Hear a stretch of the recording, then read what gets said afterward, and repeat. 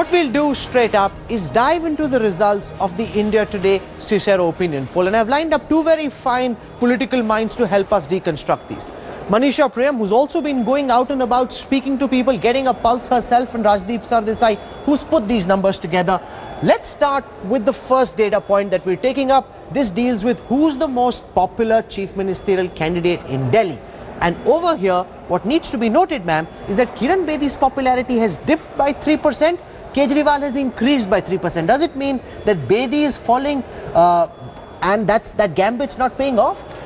That's a very sharp question, because that does tell you that since the day that the names were announced, the political rationality, the voters applied a mind and said, I like this leader better than that one. That's why you see that these numbers are not static and they do seem to be going directional. So indeed what you have here is something that is vector, it's got a direction, and that direction is some pointer to the fact that the voters are making a choice on the leadership that they want to be running the city. So these are indicators that the city voter is now poised towards closing their decisions on where they will go on the EVM machines. Kiran Bedi was brought in and touted as a game changer. It's changed the game, but not the way Amit Shah would have wanted. Why did the gamble fail? I think, look, we don't know whether the gamble has failed. If our poll figures are right, it certainly has not worked. And I think part of the problem is that when you bring in someone, parachute someone 2 weeks before an election, you're taking a huge gamble. What you end up doing is, instead of enthusing your cadres, very often, if you bring in someone from the outside, you leave them dispirited. And I think that's what's happened. I don't think the fault is so much with Kiran Bedi, but it's the manner in which she's been brought in. When you bring in someone 2 weeks before a big election, it shows a sign of desperation, and B, it in a sense, as I said, leaves your cadres and your second level leadership, importantly, feeling a little demoralized. Why should I work as hard as I would otherwise have if someone is being brought in from the outside? And I think Kiran Bedi at the end of the day also has to deal with the image of being a policewoman, someone who's more used to using the danda rather than taking people along with her. She's someone who's more inclined to keep people in one line rather than, take them all in the manner that you need in an election. In an election, you need to take people along with you. Let's come to the next question. This has to do with which are the big issues for the people of Delhi and which one issue is most likely to determine who people will vote for. And over here,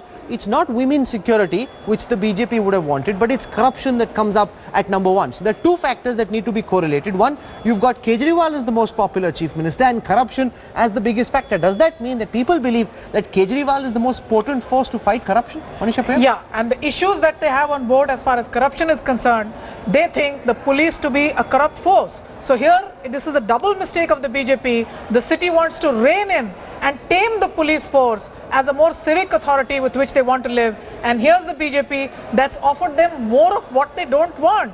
So you see, it's not just corruption. The type of corruption that they want to contain is precisely the message that the BJP has not been able to give out in a very confident sort of way to its voters. One of the senses seems to be that the Prime Minister's sartorial sense. Could that have worked against him, that so much was made of this suit, figures of 10 lakhs quoted? Why is it that amongst the poorer people, Kejriwal seems to have made deeper inroads? It's a nice point to say muffler man versus the 10 lakh suit, and I use that once or twice. It's nice in a television studio, but out there, I think the poorer people identify in general with Mr. Kejriwal and the Aam Aadmi Party rather than the BJP at the moment. I don't think BJP has understood how Delhi has changed.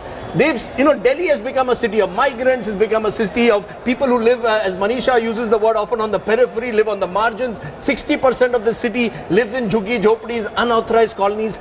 There, the Aam Aadmi Party has been able to successfully work almost like a regional party through a volunteer force. On the other hand, the BJP has still relied on the upper middle class localities, on the old Punjabi localities, hasn't evolved a new leadership emerging from those very communities. And that's where I think the BJP has lost the plot. And it's happened over 20 years. They're still trapped somewhere in the Vijay Kumar Malhotra, Madan Lal Khurana, old style Delhi politics, while Delhi has changed. This is a changing city, and I think Kejriwal has recognized the change of Delhi in these lower income groups much better than the BJP. Let's now come to vote share, and here is where massive changes have been seen just in the past 15 days, ever since Kiran Bedi came in. And it's not just because of Kiran Bedi's presence, but the Aam Aadmi Party's vote share has gone through the roof while the BJP seems to be crashing. Take a look at the figures on your screen right now. The Bharatiya Janta Party was earlier projected at about 40%. The AAP was coming in at 36%. But according to the latest figures, the BJP has now crashed to 35.5%. The Aam Aadmi Party has jumped up to 43.5%. Remember, in the 2013 assembly elections, the Aam Aadmi Party was at 29.5%. That is a gain of a whopping 14% vote share for the Aam Aadmi Party, showing Manisha Priyam just how deep the inroads are that Arvind Kejriwal has been able to build. Yeah, indeed. And we have not been able to speak enough about the fact that on the agenda itself, look at the BJP dithering on full statehood. Whereas the Aam Aadmi Party, normally in a Jammu and Kashmir, the BJP would have not diluted its stand on the Article 370 or whatever else was its hard stance. On the city itself, it seems to be taking a soft stand. So the people want a full statehood, a more powerful government that can resolve their problems, and not a government that's going to be under the shadow of a central leadership and not be able to deliver enough to the city. Rajdeep, the last snap poll was done after Kiran Bedi came in, and we've seen this big gap develop just over the last 15 odd days. This is the first time that India Today and Cicero are saying that Kejriwal has jumped ahead of Bedi. It's all happened in 15 days. That's right. You know, let's be also fair. If you looked at our first tracker, Kejriwal was way ahead of any other BJP candidate, whether it was Harshvardhan, Jagdish Mukhi. To that extent, Kiran Bedi could well argue that I have narrowed the gap. But I think, I come back to it. It's not just about Kejriwal versus Bedi. It's also about the nature of the city. You know, if you don't understand how Delhi has changed, I think you're not going to win this election. It reminds me as a Mumbaikar of why the Shiv Sena, for example, does well in municipal elections. Because the Shiv Sena seem to identify with the issues of Mumbai. It's more rooted in the Shakha culture. And the Aam Aadmi Party has built its own kind of Shakha culture through this volunteer system, which works in Delhi. I don't think it would work anywhere else, Rahul. But in Delhi particularly, you're looking for someone with whom you can identify. And I think the Jhadu is someone that particularly the lower income groups should identify. They're anti-VIP culture. Delhi has become a city of Khas Admi versus Aam Admi. And the BJP, for whatever reason, is still seen by large numbers of people as the Khas Admi culture. In the Lok Sabha election, people said we want Modi as Prime Minister, so they voted for him. Now they are saying we want someone who will solve our local issues. Bijli ka daam kam karo, pani humko do. Hafta band karo. Now these things are working for Kejriwal. So he's seen as a bhagoda among upper class and elite. But among the local people, they are saying, wo hamara aadmi hai. Let's now come to seat share. See how this gap between votes translates into seats. And over here, for the first time, India Today and Cicero are projecting that there will be a clear mandate for Arvind Kejriwal. There, the numbers are up on your screen. The BJP projected to bag between, this is the previous poll, remember, where the BJP was getting very close to a majority by itself. The AAP was between 25 and 31. Now let's come to the latest poll, which suggests that you've got the BJP down to between 19 and 25 seats, the Aam Aadmi Party between 38 and 46, the Congress between 3 and 5. So Manisha Priyam, the voter in Delhi also wants a clear mandate. He doesn't want another Khichdi Sarkar, and he wants to give his vote to the Jhadu this time. So indeed, the national trend since the UP elections has been that wherever they voted with a clear mandate. They do want a government in the seat of power and to hold that government accountable. And that's indeed, if it happens, the lesson to Arvind Kejriwal. If he were to lead an Aam Aadmi Party Sarkar, he would be accountable to the people as well. They've shown their mood, they've shown their inclination. Power rests with the people. They may decide to put you into government, to make their own Leviathan, but power now rests with the people. What we're also seeing, Rajdeep, is a transfer of vote share between the Congress and the Aam Aadmi Party. As the Congress crashes, it's that same jhuggi vote share, the minority vote share, which seems to en masse go towards the Aam Aadmi Party. I think that is the exact point, Rahul. That is where this election, in a sense, is changing.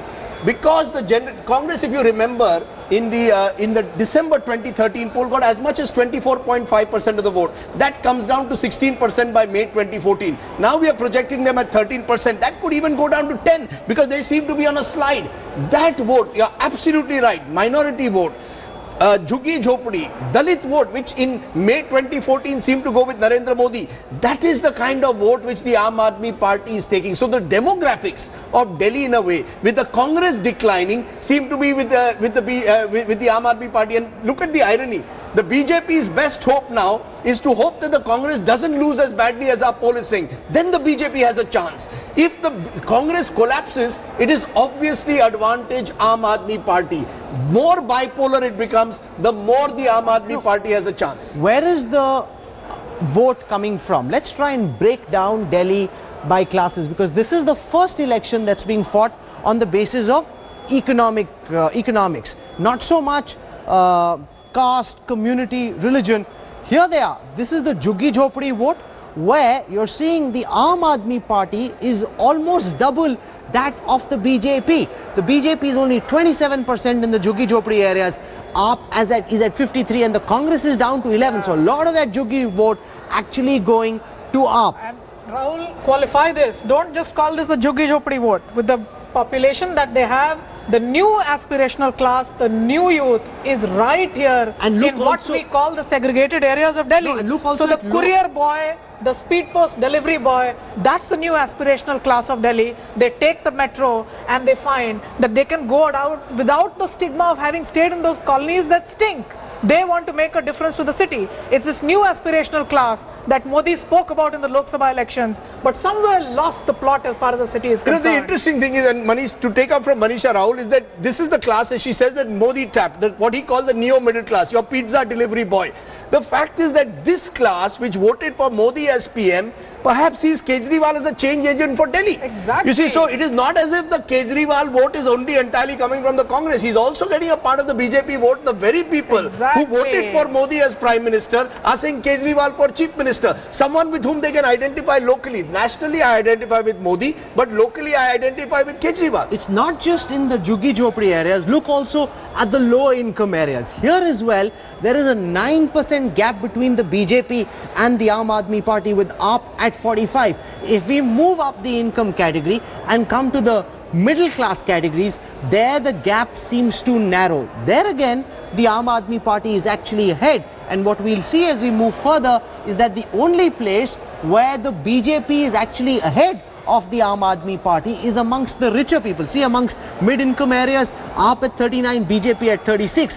When you come to the rich communities, that is the only place where the BJP is ahead. And there's a chaiwala, Manisha Priyam, who comes from a very humble background himself. But today in Delhi, BJP is seen as the Amiro ki party and AAP is seen as the Garibo ki party. Because the chaiwala forgot to project himself as a chaiwala and did not go full heart with the issues of the city. If he had indeed started his campaign in a low-key way from amongst the geographically targeted areas, look at the Aam Aadmi Party campaigns that are happening, geographically targeted, where you are saying this type of class category or this type of residential category settlements exist. So in a sense, the BJP not being able to say, so I would here agree with Rajdeep and say that the BJP has remained very much like the Congress itself, a party of the property dealers, of the builders of the city. But this is a stigma in politics, Rajdeep. You want to be seen to be with the poor, not with the rich. But you know, you are the Prime Minister of the country. You know, at the end of the day, who are you holding hands with? You're hugging Barack Obama. That Juggi Jhopdi guy is not impressed by you hugging Barack Obama, or you driving He's also off hugging Mr. Mukesh Ambani and Gautam Adani. Yeah, or you driving off in your BMW, or you, Amit Shah, saying that 100 corporates have joined me and having a big ceremony. And all. He's not impressed with that. He wants to know, how are you bringing my bijli ka dam down? He wants to know, how am I bringing my sabzi ka dam down? Police. You know, how are you going to deal with police? I can't put linter on my head. All of them have said, Jahan jhuggi wahi makan, right to shelter. But right to shelter, what is the biggest road? And with that, Rahul, is the fact that look at when the BJP started its campaign and when the Aam Aadmi Party started campaign. By October, most of the candidates were announced. They were already out on the streets doing 2-3 rallies a day. Yeah. BJP got its act together only in January. I think it was either complacency, arrogance. No, there's a BJP victory rath that was traveling from Maharashtra, Haryana. That's right. There was a feeling, I think, that Kejriwal was in the trenches. There was a feeling, Rahul, I think that the BJP thought that once Narendra Modi is there, everything is sorted out. We don't have to worry. We don't have to do anything. It worked for them in Maharashtra. It worked, but you see, Delhi is different. And remember, in Maharashtra, there was a Congress government, NCP government in power for 15 years. There was anti-incumbency. Yeah, there was no anti-incumbency. We've seen the results of the India Today Cicero opinion poll. How do they compare with the opinion polls that have been put out by other publications? Let's take a look at the numbers. They reflect how directionally all the polls seem to be suggesting, Manisha Priya, the same thing. The difference can be just of a few, but essentially, just one second, I think we got the garbled graphics up on the screen. Give us a moment, our machines are acting up. we will get those numbers, but essentially all the poll numbers seem to be suggesting essentially that the Aam Aadmi Party is ahead of the BJP, either forming a government by itself or very close to a majority. See, this is close to decision moment. The earlier polls were happening when we typically call the deliberation moment, when people were still thinking about it. This is far closer to the decision moment. I know election is another day. The outcomes can be anything. How can things change? Still be surprised. Over the next 4 days? Can things change? What can change? You know, a couple of things can change. The BJP gets its core voters out there to vote in large numbers. The RSS cadres, the Panna Pramukhs work overtime to get their people, their voters out there. That is one X factor that can change. The second X factor that can change is the Congress vote doesn't collapse as much as it does. Rahul Gandhi is going to have road shows. There are a few areas where the Congress does have strong candidates. Can that happen? The third factor, let us not underestimate the fact that Narendra Modi still remains the tallest leader in the country. Can he in the next 72 hours make this about Modi versus Kejriwal? If you were strategizing for the BJP, what would you tell Amit Shah? What do you think he should do? He just has to he just has to make this Modi versus Kejriwal and say having the government at the center and the state is going to be to the advantage of Delhi. He is their Brahmastra is Narendra Modi. I think it's a bit late in the day, personally, because people have probably made up their mind. But if there is any Brahmastra that the BJP has, it is Narendra Modi. It is not Kiran Bedi. It is not now any more local issues. The Aam Aadmi Party has captured that space. Priyam, can things change? What can change? Mr. Modi has already made it his moment when he has said, have trust in me, I'm going to change you. And the issue of water that Kejriwal is promising was indeed the issue of Haryana. I have solved all that. Now I'm going to solve this. So I think the decision moment is quite clearly. You're saying nothing can change. If you were strategizing for Amit Shah, what would you tell him to do? If I was strategizing for Amit Shah, I would say that let him admit that they do need to be a party that needs to explicitly show that they're a pro-poor party. It is indeed the poorest in the country that have reposed their faith in them and put them in power in Delhi. Let this be that moment of reckoning. For now, this is the decision moment. Power rests with the voter. One more change. You know, there are about 15 to 20 constituencies where margins are very thin, 2,000 votes and less. Those votes could go anywhere. Those are the constituencies we have to watch out for. I believe there are 25 constituencies where the Aam Aadmi Party is winning. There are about 20 constituencies where the BJP is definitely winning and about 2 or 3 where the Congress. It's those balanced 20 constituencies that is going to decide whether we will get a majority government or not. I spoke to a senior BJP leader before this program started, and he said that they're hoping that these numbers will rattle the unhappy BJP worker, the one who's just been sitting at home not working hard. He'll see these numbers and say, oh God, if I don't work hard, Kejriwal could end up being CM and that could charge him up. Could that make a difference? The last mile, just getting the people out to vote? The unhappy BJP worker may be unhappy because of the kind of central leadership that they have had. So maybe the central leadership takes a lesson or two and says that the city might have its own leaders. Remember, the BJP is a very old party in Delhi. I am very surprised to see that old party, in fact, the reins of power in the 50s in the city were with Mr. Vijay Goyal's father happened to be the speaker of that assembly. So I am surprised that they couldn't find a leader. Their search should be for the city's own leader and remake themselves into a party that can align with the new face of Delhi. If the numbers are what they are, Rajdeep, how will the 10th of February change Indian politics? Will it?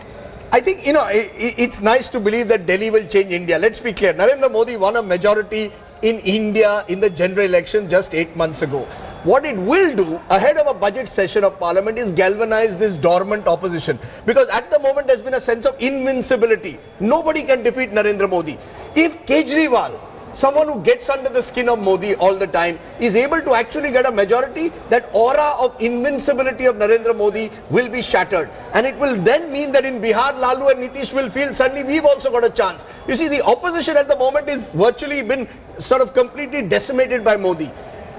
Kejriwal winning, if he does, will give the opposition a sense, the Mamtas of the world, a belief that we can take on Narendra Modi. So I think it will change in some way this balance of power which is overwhelmingly towards Modi and the BJP. How could things change in your view, Manisha Prem? You know, Delhi may be a small city, but it's a city of national aspirations. Look at the wall writings across India which say, Chalo Delhi Chale. So it may be a small city, but the microcosm of aspirations will be that high. And indeed, if results come out the way your polls have gone, it may put that moment of question mark on the invincibility, as Rajdeep says. And one small point, it might make the BJP a little more humble. You know, it might make the Amit Shahs and the Narendra Modis realize that in elections, you can sometimes lose as well. You know, they've been on a roll. And in politics, sometimes a defeat humbles you and forces you to work with your karyakartas, work with the organization a bit better, because I've got a sense that there has been an arrogance and complacency which has crept into the BJP after their victory in the Lok Sabha and what happened in Haryana and Maharashtra. I think that complacency will be shaken a bit and the party will be back on track. So it might be actually to the advantage of the BJP if they suffer a defeat in Delhi. In the last elections, there were at least 20 odd seats where the gap between the winner and the runner-up was very close. And in the modified BJP, they will fight all the way till voting ends. Thank you very much, Manisha Prem and Rajdeep Sardesai, for joining us with your thoughts. What we'll do now is get you a quick wrap of all the big Delhi election headlines. Here it is, the headlines from the Capital Showdown.